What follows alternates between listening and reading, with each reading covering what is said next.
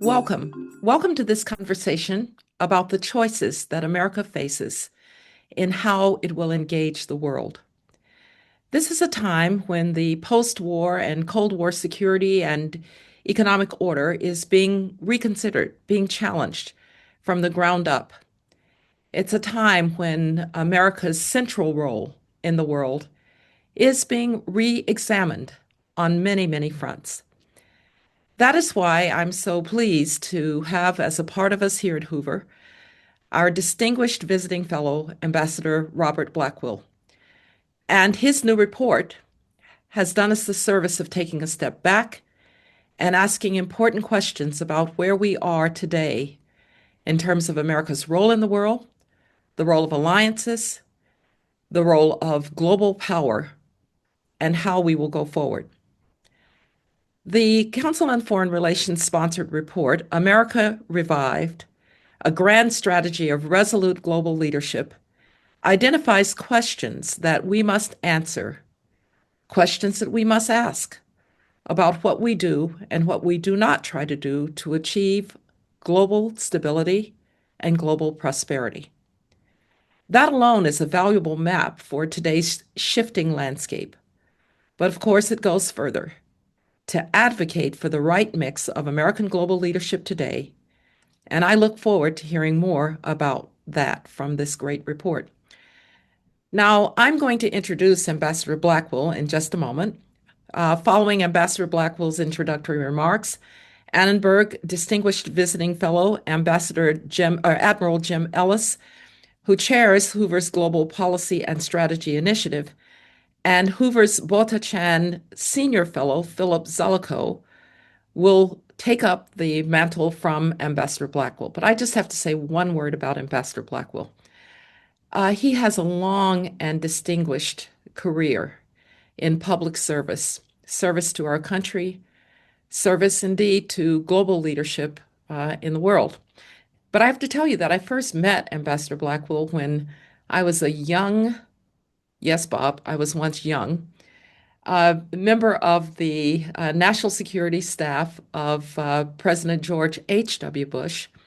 And indeed, along with Philip Zelikow, we were under the tutelage of Ambassador Blackwill, who was the senior director for the Soviet Union, just think about that, and Eastern Europe at the end of the Cold War from 1989 to 1991, 92.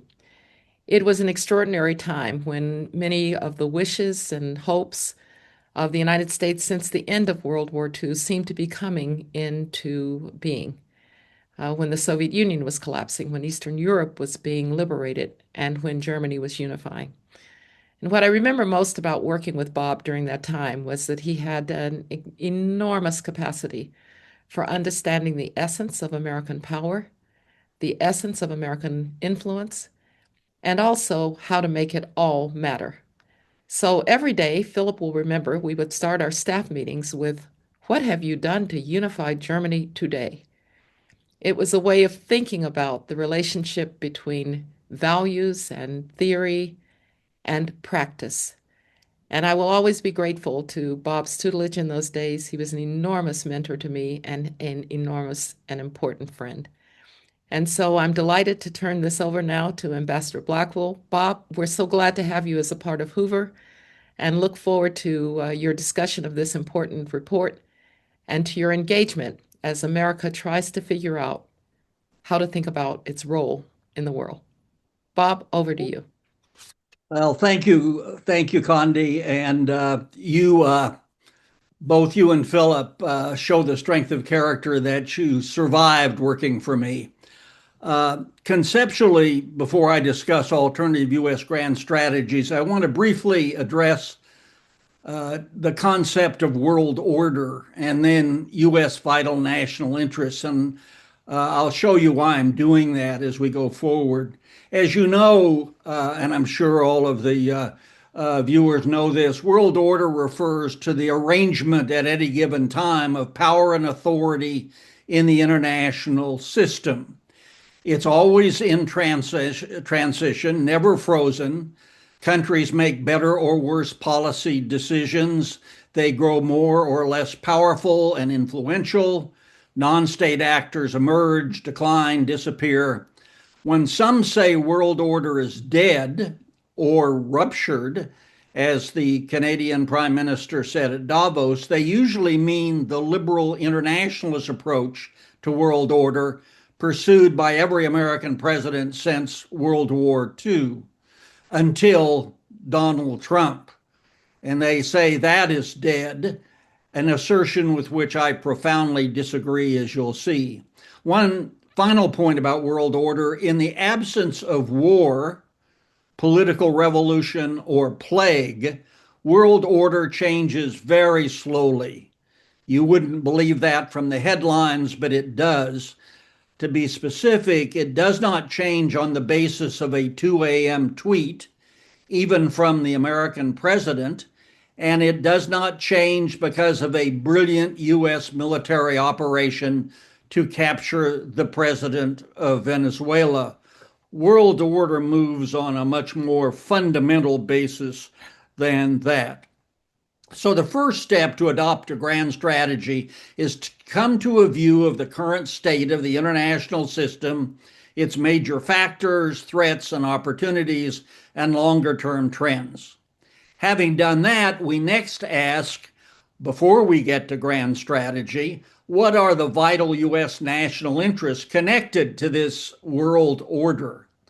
Until the resurgence of American nationalism and the event of Trumpism in the past decade, U.S. vital national interests for 70 years after World War II were more or less defined by a bipartisan consensus.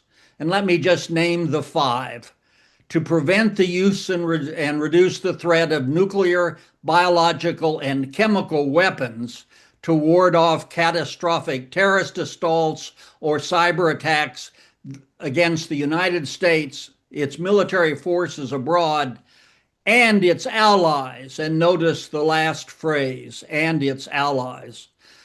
Second, to stop the spread of nuclear weapons, secure nuclear weapons and materials, and reduce further proliferation of delivery systems for nuclear weapons. Three, to prevent the emergence of a hostile major power or failed state in the Western Hemisphere. Four, to maintain global and regional balances of power, especially in the Eurasian rimlands, that promote peace, stability, and freedom through domestic U.S. strength, the projection of U.S. power and influence, and the vitality of U.S. alliances. Again, notice alliances. And then finally, to ensure the viability and stability of major international systems: trade, financial markets, public health, energy supplies, cyberspace, the environment, freedom of the seas, and outer space. So, in my judgment, today, China seeks to undermine all five of these vital U.S. national interests, and President Trump plausibly rejects three of them. Having analyzed the current state of world order and identified vital U.S. national interests, what then is grand strategy? You all could write it out on a 3x5 card. It's the collective deployment of diplomatic, economic, military, ideological, moral, and that's an important fact, and bureaucratic means to promote and protect these U.S. vital national interests. A theory of security on how to make one safe in an unsafe world. Now, with that as concept, my report asks, as what U.S. grand strategy will best protect and promote these vital U.S. national interests in the current era? The report analyzes five alternative schools of American grand strategy and then proposes my sixth school, resolute global leadership. The primacy school of grand strategy, which includes neoconservatism, asserts that the United States must remain the world's unrivaled superpower in every region, in every dimension, and toward that end, prevent the reemergence of a peer competitor. The liberal international school envisions a U.S.-led, open, rules-based world order, and you're familiar with this, that champions the rule of law, liberal democracy, and human rights, and uses U.S. military force as a last resort to safeguard U.S. vital national interests. The restraint school, often associated with realism and offshore balancing, and scarred by recent unsuccessful wars, seeks to slash American global presence and commitments and argues that U.S. military intervention is almost always ill advised. The American Nationalist School insists that the United States should concentrate its attention and strength on the Western Hemisphere, that previous presidents have foolishly agreed to trade and security agreements that hollowed out the nation's economy, and that only U.S. power, not alliances and global organizations, guarantees enduring benefits for the United States. And Trumpism, an eccentric version of American nationalism, depends on the personal preferences of President Donald Trump.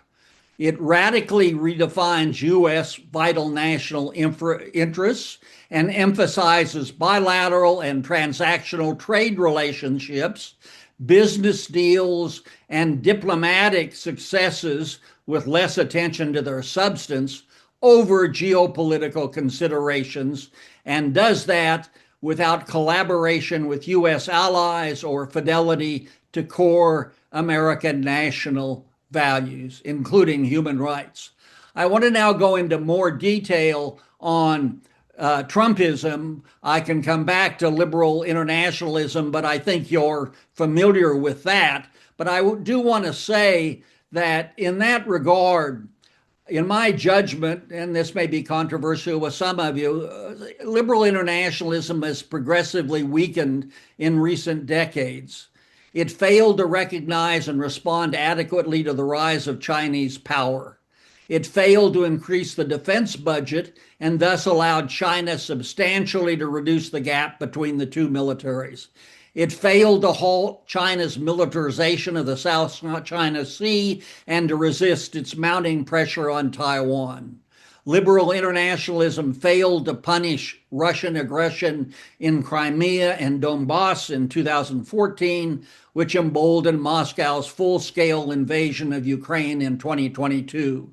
It failed to quickly send the most advanced weapons to Ukraine to defend itself after the 2022 Russian invasion. It failed to confront Iran's proxies, which grew in strength and capability across the Middle East.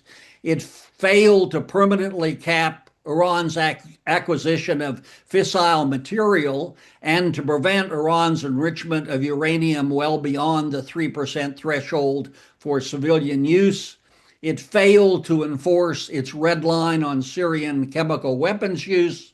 It failed to avoid a disastrous withdrawal of U.S. troops from Afghanistan. It failed to defend the international trading system that brought untold global prosperity when it abandoned the Trans-Pacific Partnership. And it failed to safeguard the U.S. southern border. In short, I don't think Harry Truman would recognize this recent enfeebled version of liberal internationalism. I don't think Jack Kennedy would recognize it, and I don't think Bill Clinton would recognize it. That brings me to the contending pillars of Trumpism. And I would just like to list them. We can discuss them in general, so they're just be assertions. First of all, it's counter-revolutionary. I regard the liberal internationalism, which was established after World War II, was the revolutionary change in American foreign policy from American nationalism, with its emphasis on the Western Hemisphere that had dominated U.S. grand strategy since the founding of the Republic. So the Trump vision is counter-revolutionary. It has no shared moral framework, and he has said that explicitly. It recognizes no rules of international conduct in principle. It argues naked power prevails, the law of the jungle. When I read Mr. Miller on that score, I thought of a recent trip to the Serengeti when one guide told me every night some animals eat and some animals are eaten. That sounds pretty much Mr. Miller's view of civilization. The president concentrates on bilateral trade, business deals, not geopolitics, which he rarely mentions. He questions America's alliances. He prioritizes Western Hemisphere and its borders, which I too support, but thus is attracted to regional spheres of influence. He obviously detests Europe, which he again showed at Davos, and shows far more respect for Vladimir Putin and Xi Jinping than our democratic allies. He seeks rapid diplomatic successes through threats and ultimata. He proposes, and this is important, no increase in the defense budget. The budget that he submitted at the beginning of his second term was in real terms, in real dollars, less than the last Biden budget. He rejects, in principle, U.S. boots on the ground and no more wars. And he has no concern about climate change, which he calls a hoax. So that, I think, captures, there are more than 300 footnotes in the report, and it takes you where to go to find the origins of my conclusions in that regard. Now, I'd like to contrast that Trumpism with my alternative U.S. grand strategy, which goes under these pillars: preserve and protect the American constitutional order in principle and in practice, maintain America's military superiority and the willingness to use force on behalf of U.S. vital national interests by substantially increasing the defense budget over the next decade and winning the high technology race with China, especially in artificial intelligence. To revitalize and reform a rule-based world order through sustained American leadership and intense diplomacy. To prevent the use and spread of nuclear weapons, including through force. To stave off China's hegemonic objectives by pivoting U.S. military forces to Asia from Europe and the Middle East, strengthening American alliances, and leading a collaborative reform of the international trading system. It wishes to intensify diplomacy with China to avoid war over Taiwan, increase diplomatic and economic engagement with the Western Hemisphere, promote vigorously democracy and human rights around the world without the use of military force, except to avert genocide and to treat climate change as a profound global threat. If I may say, in this Hoover Institution setting, I believe one of my heroes, for whom I was honored to work, George Shultz, would generally endorse these pillars. So in conclusion, I want to contrast how President Trump and my proposal of resolute global leadership would instinctively address current issues in American foreign policy. This contrast seeks only to give an overall picture of the substantive thrusts of the two alternative grand strategies. So I'll go through them one by one very quickly. So contain China, Trumpism no, my proposal yes. Defend Taiwan, Trumpism no, my proposal yes. Initiate a major increase in defense spending, Trumpism no, my proposal yes. Continued major military and political support to Ukraine, Trumpism question mark, my proposal yes.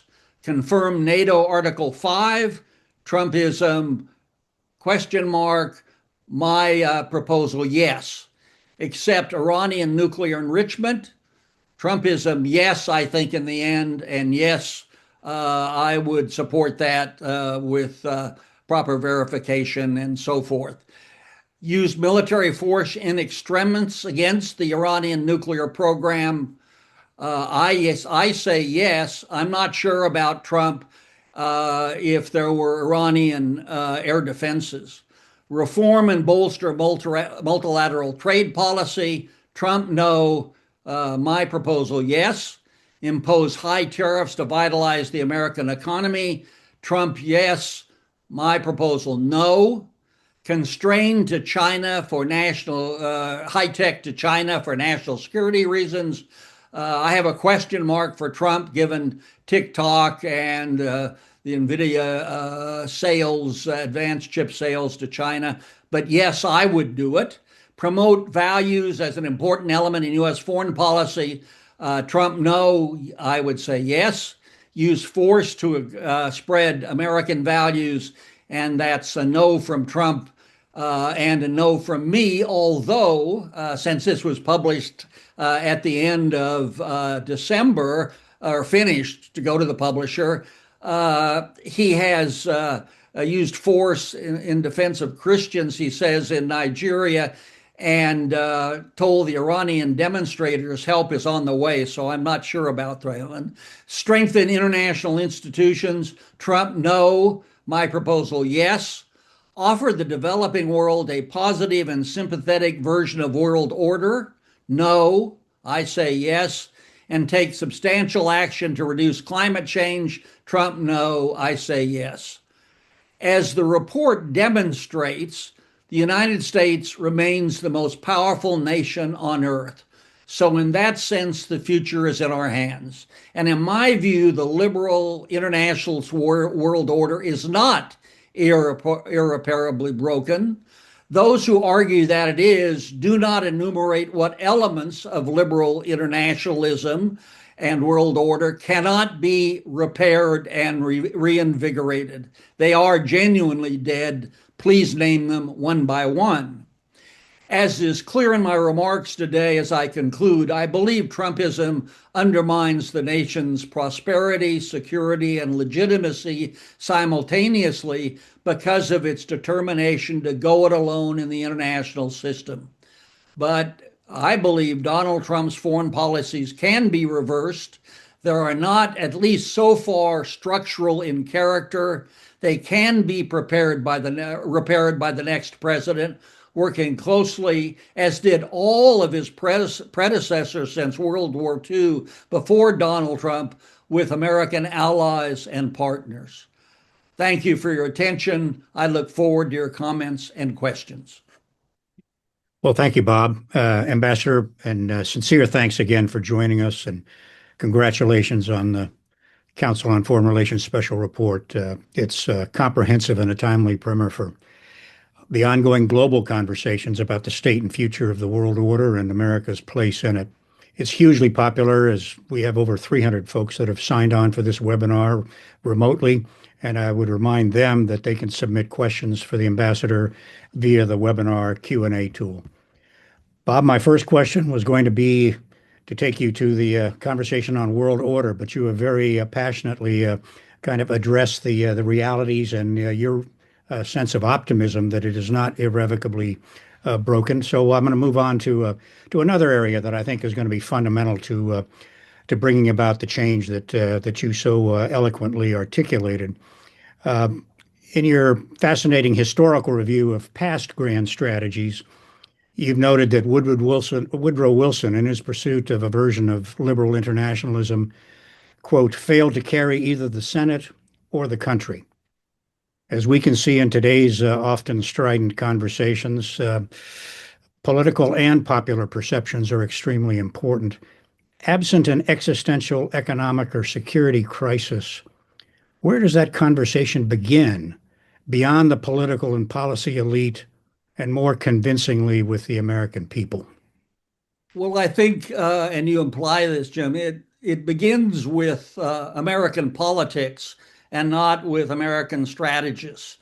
And it begins with an American presidential candidate, probably, making the case against American international isolation, against the eccentric policies of President Trump, and to continue to make that case through the election. The polls show that the American people want to be engaged in the world.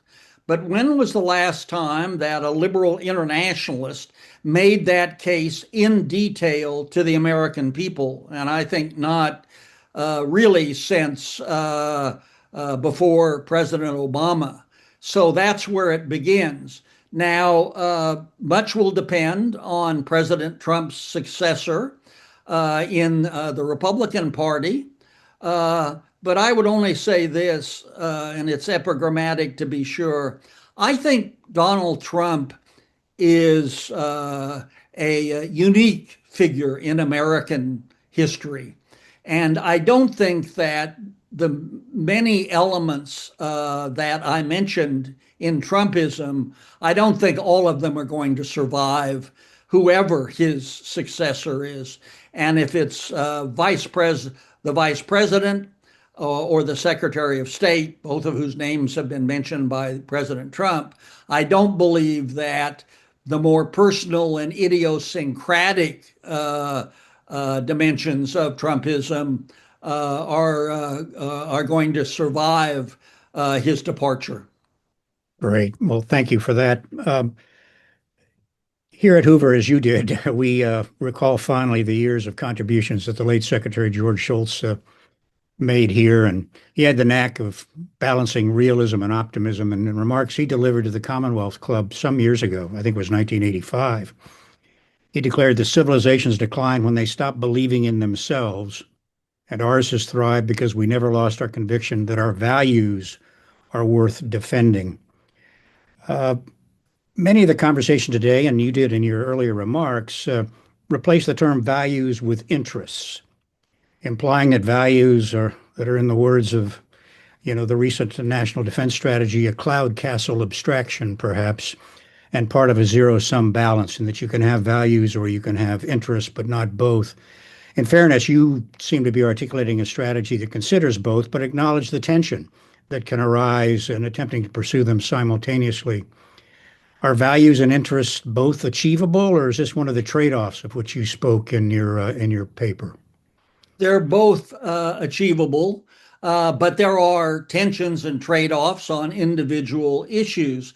But I believe an American foreign policy without fundamental American values is un-American, because every predecessor of President Trump has put American values in a context of shared virtue. And this president seems not to believe that. He seems to believe that right and wrong has no abstract meaning or no shared meaning among the American people. It is he who decides what is right and what is wrong. And that, again, is unique, I think, in American history. Henry Kissinger wrote a book on this subject of world order, and the last chapter describes at length this tension that you mentioned between interests and values. But any American foreign policy, in my judgment, has to be based, as Secretary Shultz said, as you quoted him, on a fundamental realization that America stands for something. It isn't endorsing the law of the jungle. And I'm hopeful that that's also the view of the American people when it's explained to them in more detail than it's been the case so far. Great. So you're essentially saying that not only is it possible, it's absolutely essential that America be both great and good. Yes, well put. Thank you. One of the things I do here at Hoover is the project on Taiwan and the Indo-Pacific, part of the Global Policy and Strategy Initiative. You mentioned it in your remarks, and at the risk of becoming too tactical, one issue you do call out in the chart and the comparison you just made, comparing your proposed grand strategy with other candidates. And I know you and Philip have both written extensively on the topic of Taiwan. But how do you reconcile your assertion that we should defend Taiwan with the recommendation that Washington should intensify U.S. diplomacy with Beijing to avoid war which will require compromise on both sides and collaboration with China to address global problems. I guess essentially I'm asking, whither strategic ambiguity? Well, I tried in the chart, which is near the end of the report, to be as clear as I could about what I would recommend to a president. And I'm not proposing the end of strategic ambiguity. But the president would want to know in a crisis whether his principal advisors were prepared to recommend that we defend Taiwan or not. And I indicated that I would, at that moment, if in the White House, yes, say, go to war with China to defend Taiwan. It's an enormous issue and one, of course, we discuss incessantly. I'm not sure that President Trump has the same view. He once said, and again, this is in the footnotes, that Taiwan was a tiny little speck off the coast of China that stole our chip technology. Well, they may keep strategic ambiguity, but it doesn't sound to me as if that would be something he would be likely to do. But the diplomacy part of it is we have to do two things. We have to strengthen deterrence, and that has a major military component, obviously, and stop this erosion of our advantages, including around the first island chain, but also to intensify diplomacy with respect to avoiding war. I don't believe China wants a war over Taiwan, but and we certainly don't. But the way to avoid it is through diplomacy and strengthen deterrence. And I believe deterrence has been weakened over the last decade plus with respect to Chinese views of Taiwan. Well, I think you make a great point, Ambassador, about the importance of deterrence, and sometimes we lose sight of that as we intellectually or in reality gird up for what might become a future conflict. But I guess the question I would ask, and again, it's more reflective of your, decades of national service in the international arena. How well do you think we understand what it would take to deter Xi Jinping specifically and Chinese leadership more broadly, if you think it goes beyond Xi Jinping? Are we guilty of mirror imaging, or do we have a real insight as to how most effectively implement a strategy that relies heavily, as we all want to, on the deterrence of future conflict? Well, I can't answer that completely without having access to the intelligence that the president gets with respect to the inner deliberations of the Chinese government. But I would imagine, I guess, that it's pretty de minimis. And so our views have to be based on hypotheses that cannot be proven. But I believe if you look at Chinese behavior since, say, 2010, there is no doubt that they've upped the pressure on Taiwan progressively. They, I think, as an objective, and this has been in the press, for the meeting in the spring between the two presidents, will seek to persuade President Trump to adopt the Chinese position that one China means Taiwan unifying with China. And I hope, I think we all hope he won't do that. But one has to try to balance what we know and what we don't know. And I think your question implies that to try to get inside this tiny, tiny 5-person or so, maybe it's now 4 or maybe even 3, to know what they really are saying, we're probably not going to have that as a basis. So we have to broaden our views, speculate, but try to avoid risks and to assume that that Xi Jinping does not mean it when he says that the PLA should be ready to use force against Taiwan in 2027, to assume that he's just talking for an international audience or for domestic consumption would be, I think, highly dangerous. Great point. One final question before I pass it to Philip. You talked about the value of allies and partners, and I think most of us that have had a role in the international arena appreciate the incredible contributions that they have and continue to make to our collective security. Uh, but those of us that are having current conversations with them are hearing a lot of voices of dismay, as you might imagine, as I'm sure you are as well. Uh, would you hazard a guess at a timeline to bring them back on side, if you will, or is this like the laws of mathematics and physics, where one exception, violates the rule, and now it's been torn once, and therefore it could conceptually happen again? Where is that trust that George Shultz always used to talk to us about, and how long do you think it could take to rebuild that, if in fact it can be? Well, I have bad news in that regard in the tactical sense. I do not think that trust will be rebuilt during President Trump's second term.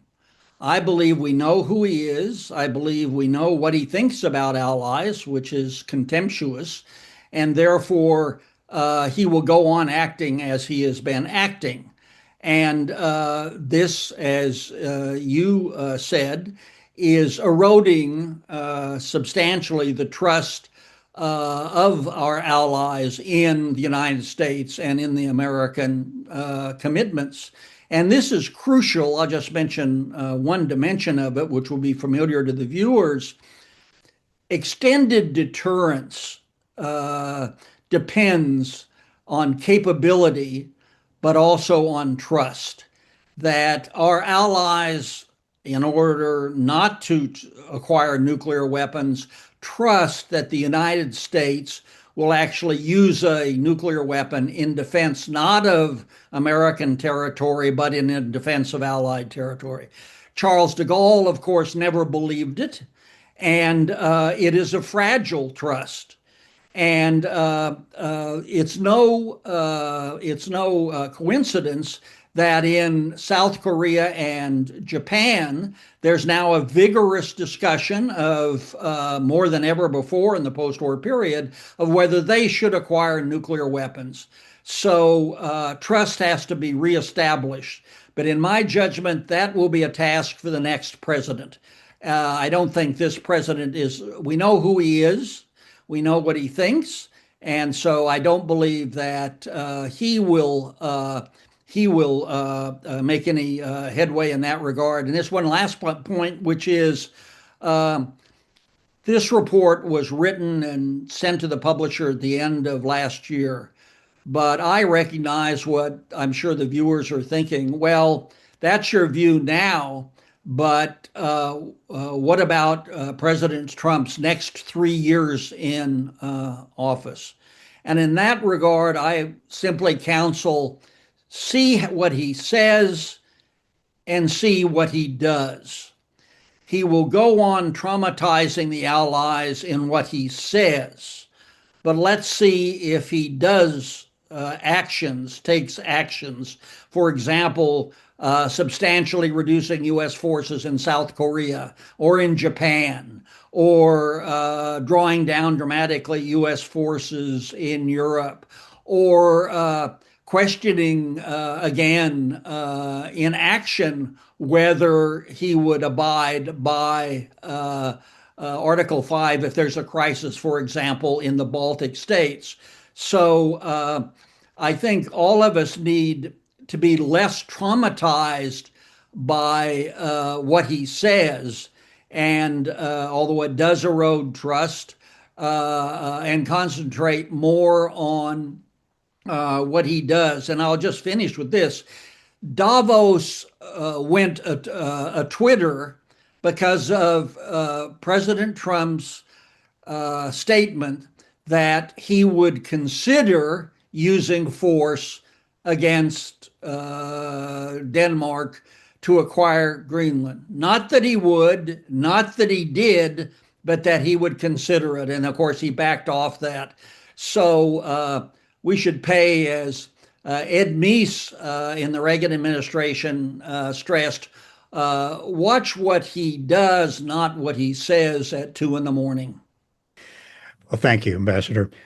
Philip, I invite you to take over and bring a different perspective and an important perspective to the conversation. Oh, thanks, Jim. And thank you, Bob, for producing this important report. One of the things I just want to do right off is I want to call out a particular contribution of the report. There are a lot of people who criticize President Trump's foreign policy, and so that's not unique about the report. I do think the report is unique in an important publication in distinguishing Trumpism from the school of American nationalism. I think it's very widely perceived that Trump actually represents American nationalism, and you actually call out the fact that, you know what, actually, he's got a different mix here. And it's not a different mix just in nuances, it's a different mix in a deep conceptual way. I mean, when you opened up, you alluded to Trump's policies as perhaps as being just an eccentric version of American nationalism. But I think if I understand it right, the argument you make in your report is deeper than that, that there are just core conceptual differences between Trumpism and American nationalism. And I just wanted to, if you agree with what I'm saying, I'd like to invite you to just take a moment to drive that, because I don't think that's the conventional wisdom.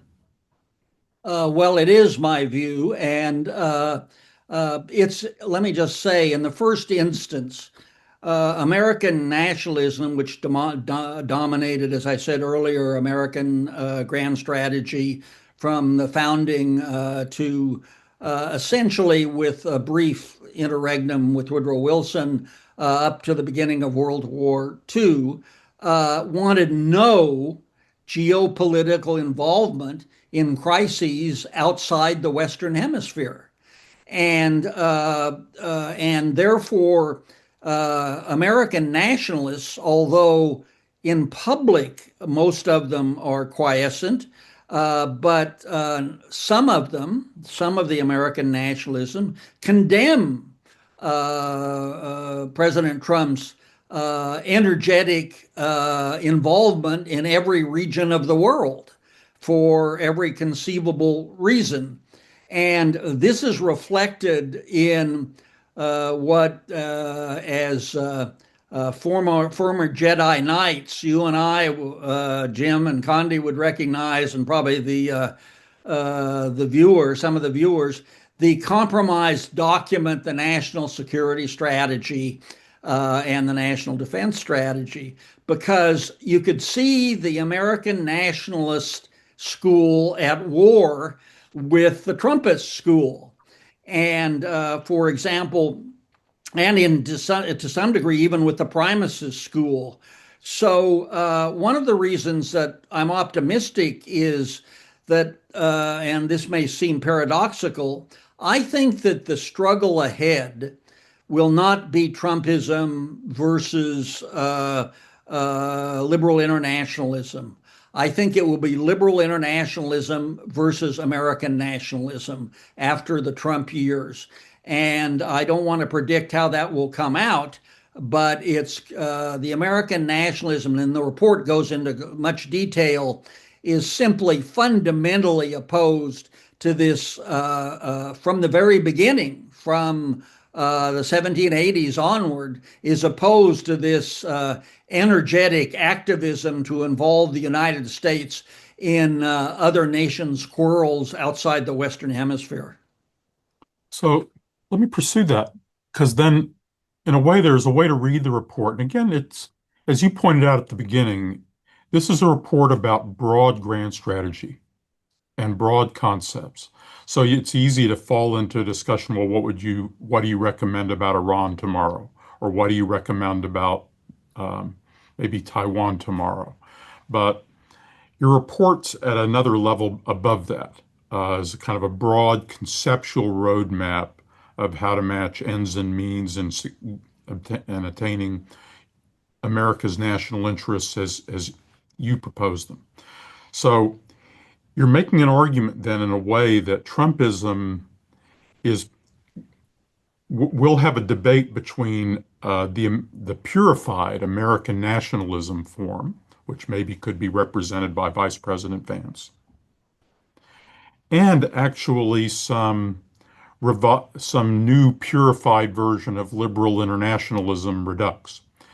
In some ways, you could have titled your report Liberal Internationalism Revived, because your argument is that liberal internationalism was basically sound, except that in recent years, it was undercut. That liberal internationalism was no longer muscular. It was no longer committed to free trade.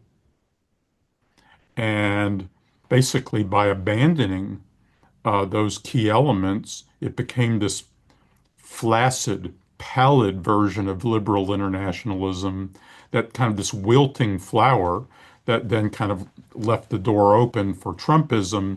And then you'll see this re-engaged debate between the pure American nationalism and some kind of new version of liberal internationalism, which could be espoused either by a Marco Rubio or by a relatively centrist Democratic candidate.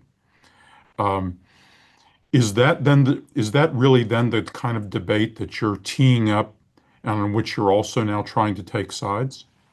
You put it well, and the answer is yes. And as I say, if I thought that Trumpism in its current form had deep roots in American history and politics, I'd be a lot more worried. I think he's a unique figure. And so there are question marks here. Where will the Republican candidate place himself, and it'll be a him, with respect to these two alternatives? And where will a Democrat place himself or perhaps herself with respect to this? And on the Democrat side, the report has been criticized by the Democrats, the practitioners in the administrations that were represented in the report, as weak and flaccid. But I don't know what they would say privately. But we need a reinvigorated liberal internationalism. That's the reason the first word of my alternative is resolute, which I don't believe. And each of those words is carefully chosen. Resolute, international, so not spheres of influence and not just the Western Hemisphere, and then leadership. Global leadership. So it's global leadership. It's the world and leadership. So I think that's the debate ahead. But I can't forecast, and this is deeply worrying to me and perhaps to the viewers, where President Trump is going to take this country in the next 3 years. And I say, Philip, that I believe that a resolute global internationalism can be revived in the next administration, but it does depend on what he does and how much he breaks, not just weakens, but breaks the conventions of world order that have existed since the end of World War II. So my last comment, or my last question really for you, and then we could have a few minutes for questions from the audience, is the American people actually have the self-belief to do this? I mean, that is clearly the American confidence in their own project and in the righteousness of their own place in the world has visibly diminished, Yes, undercut by many things, including failures overseas, which yes. have had which may or may not have changed world history, but have had a really deep effect on American self-belief and self-confidence. So, in a way, you may have the hopes of the role we should play, but as a practical matter, it seems like isn't the foundation of your grand strategy either measures or something that allow America to recover the self-confidence and self-belief to play the role you're trying to cast for them? Yes, and that's hardly a given. That's hardly a given. And some who have read the report have said it's hopelessly optimistic for the reasons you imply, that the American people no longer believe in the American dream and so forth. But what I say to them as a practitioner, as you and many others are on this on this video, um, all right, if you think that's unreasonably optimistic, you tell me what the U.S. role in the world and its implication should be if you think that's too optimistic. And that's a challenge I give the readers of the report. And most folks who say it's too optimistic don't have an alternative grand strategy except for the pure American nationalists. And they Or do have a restraint. grand strategy, and I believe that's unrealistic in the current global setting. But American presidents can't be satisfied only with counselors who say that won't work. They have to also then say, but this will work, Mr. President. And what we're waiting for from others who are critical of this report or more generally is what will work. And I will conclude this by saying, and it's a intro to another long conversation. I do not believe we're headed for a multipolar world. And I believe we're headed for a bipolar world in the United States and China, which will be very familiar in many ways. But if you do think we're headed for a multipolar world with a much diminished U.S. role, then you have to answer how do these middle level nations organize to cope with the enormous power of China? And it's not coping with a benign China, as the report seeks to indicate. Well, thank you, Bob. Thank you, Philip, as well. We've now got time for a couple of questions that have been submitted. I'm going to take the editorial rights and consolidate some of them. But the first one, I think it appeared a couple of times, is Europe is obviously underinvested to an enormous degree in their defense capability. They admit that. Trump's view is that these allies are free riding on U.S. power and spending. How do you reconcile such free riding with your concept of the important role of allies going forward? Well, I don't think they're free riders, and they haven't been. I wonder how many non-U.S. divisions Donald Trump could name that hit the beaches at Normandy. I doubt if he would know the answer to that. And as you look at the Cold War period, Europe in general and Germany in particular were going to be the first line of defense. They were enormously fortified. We were a long way away if there was a conventional war in Europe. They have underspent for sure. They're now, because of the Ukraine war and because of Donald Trump, they are pledged to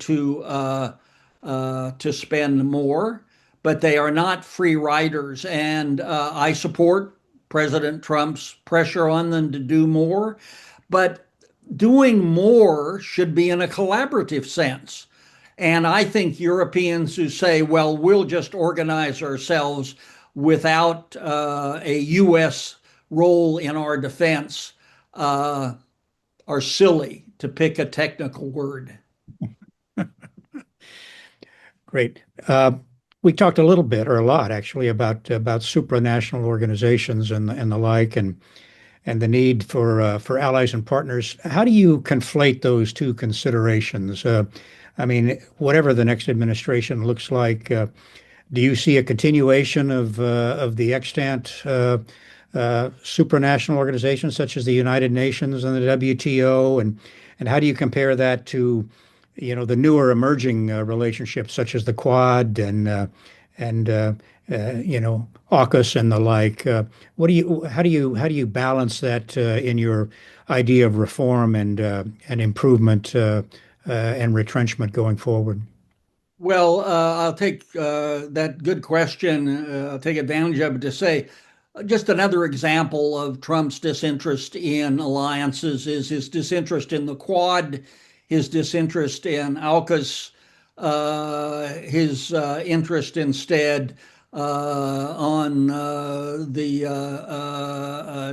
disequilibria between between India and its protectionist economy and the United States. So again, another example of his concentration on trade issues. But the reform, I have to say, I just read a good piece, thoughtful, saying, well, the United Nations should be expanded by 5 members and no veto power. And that's like me saying I would like to have a 42-inch vertical leap. It is simply not going to happen. And the Security Council is going to be moot as long as Russia and China seek to undermine U.S. and Western objectives around the world. But much of the UN does good work, and we should support that. We should be in favor of UN peacekeeping, even if the Chinese have a major role in that. But there's the WTO, there's the OECD, of course, there's the World Bank and the IMF. These organizations they export stability if they can be made to work. And I would like the next administration, difficult as it will be, to make a major effort in each of these primary organizations to strengthen them. And that will require, of course, changes in their principles to some degree and their practices and conduct. But we should be willing to address that in the context of the effort to be plausibly sympathetic to the developing world, which has an ever greater percentage of the population and which will have more influence over time on the international order. So that's another big task, and but it's one worth trying. It won't be easy, but it's one worth trying. And I think until Trump won, American presidents, whatever their political party, did try to do that. In general, some more than others. But the next president should make a major effort in that regard. Well, thank you, Bob. We're coming to the end of our time. It's been a great conversation, and I have not gotten to a fraction of the questions that were submitted by the remote participants, and I apologize for that. But I do want to thank you again, Ambassador, for joining us, and thanks as well to all of those who participated for their contributions to this event. Again, brought to you under the auspices of the Hoover Global Policy and Strategy Initiative. A reminder, you can download Ambassador Blackwill's study from the Council on Foreign Relations website, and a recorded copy of today's conversation will be available at hoover.org in a few days. So again, Bob, thanks so much for being a part of this and engaging so effectively and well on the important document that you and the Council on Foreign Relations have produced that's going to inform this ongoing conversation, not just domestically, but internationally. Thank you. Thank you, Jim, and thank you, everybody.